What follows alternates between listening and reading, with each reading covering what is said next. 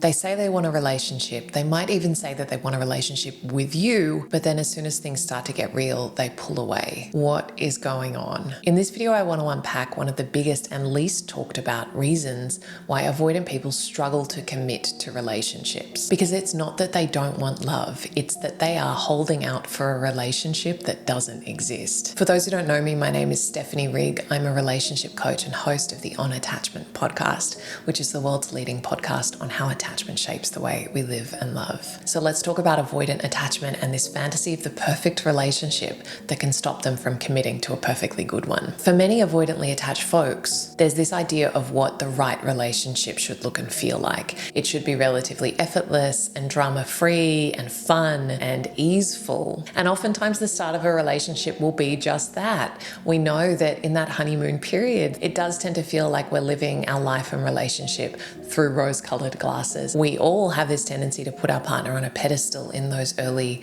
days, weeks, and months. Everything that they do is delightful and charming and attractive, and we're so swept up in the chemical high of new connection and hope and optimism about the relationship. Now, as always happens, that honeymoon period transitions into something a little more real called the power struggle stage, which I have a whole video about that I'll link below. But what happens as a relationship goes from honeymoon period to power struggle, as the relationship starts to get real, as you start to bring in more expectations and needs and difficult conversations, is the avoidant partner can get triggered into thinking everything was good and now it feels hard. So what this commonly looks like in relationships is someone starts out interested, maybe even intensely so, but as things deepen and progress, they start to notice flaws. They might find themselves nitpicking, finding their partners suddenly very irritating or unattractive, not wanting to be around them as much. And these small things start to snowball in their mind, and they can fixate on them and find them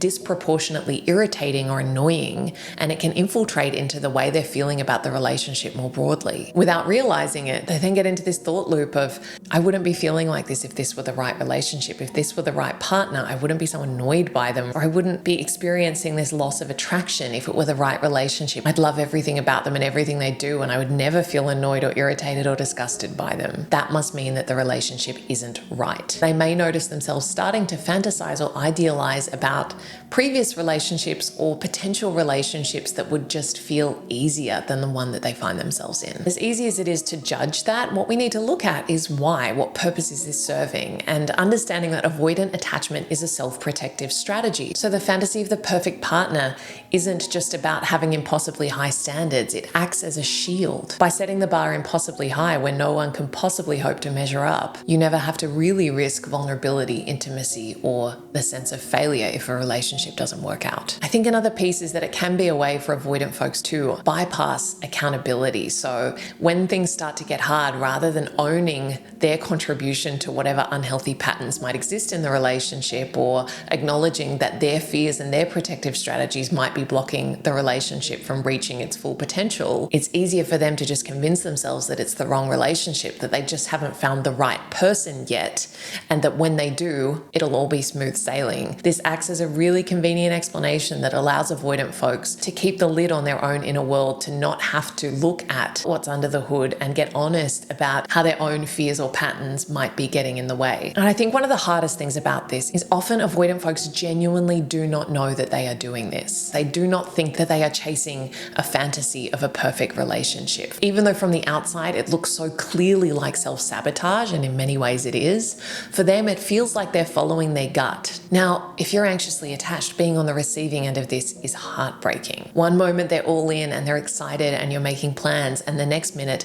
they're distant and unsure and you're left wondering what you did wrong. If this is something you've experienced, just know that it's not really about you.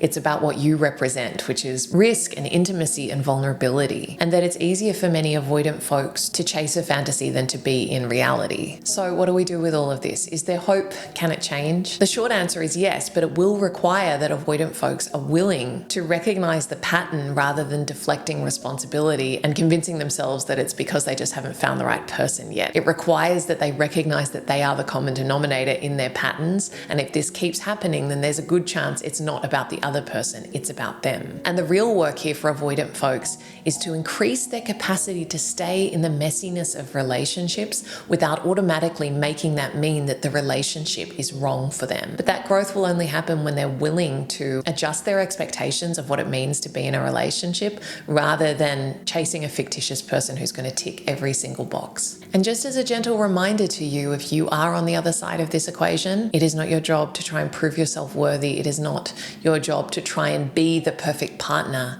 that your partner is seeking. It's your job to anchor into your worth, honor your needs, hold your boundaries, and advocate for what you want and need in a relationship. So to wrap up, it is not that avoidant people don't want love or that they're afraid of commitment per se. It's that they've taken on the messaging that love is only safe if it's perfect and risk-free, which means that the relationship in front of them may never be the one that meets their standards. If this resonated, make sure you check out my video on are they avoidant or just not that into you, because I go deeper into some of these dynamics there, as well as my free training on how to heal anxious attachment and finally feel secure in life and love. Otherwise, guys, thanks so much for joining me, and I'll see you again soon.